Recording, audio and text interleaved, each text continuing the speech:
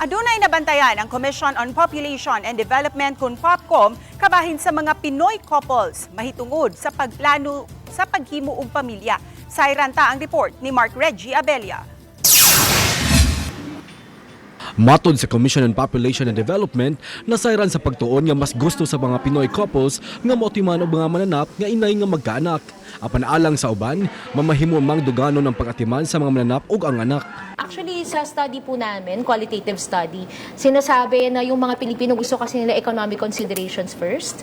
And even some prefer pets over children. And uso po yan ngayon. Some gusto nila pa mag-travel muna bago magkaroon ng anak. Sila Kenzie ug Yuko, usa ka buwan na sa relasyon apan matod nila. Same, baby at saka pets. Para sa paglaki ng bata, may kasama pa rin po yung bata. Kasi may pets na rin po siya. Kaya ang kailangan na lang po namin is baby. Sila Kenzie ug Yuko, usa ka buwan na sa relasyon apan matod nila, mamahimo mang dungano ng pagpadako og bata og iro o baka ang iring. Samtang sila Maricor ug Mark, duha ka dekada ng kasado ug adunay duha ka mga anak. Iba pa rin talaga yung children.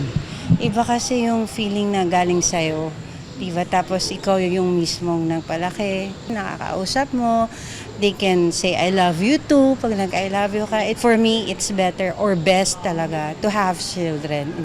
Aminado silang dili lalim ang pagpadako sa mga anak, mao kinahanglan gyud nga planuhan. Kailangan po namin pag-ipunan na mabuti para paglabas ng baby, nakahanda na rin po kami. It's a big responsibility to be a parent, no? So you have to be sure na pag nag-anak ka, may future sila. Prepared ka sa studies nila, of course sa welfare and needs nila. Lain-lain man ang panahom sa atong nahinabi, apan angay hinumduman nga parehong responsibilidad ang pagpadako sa bata o sa mga mananap. Kauban si Clans Gabutin, Mark Reggie Abella. Balitang Bisdak.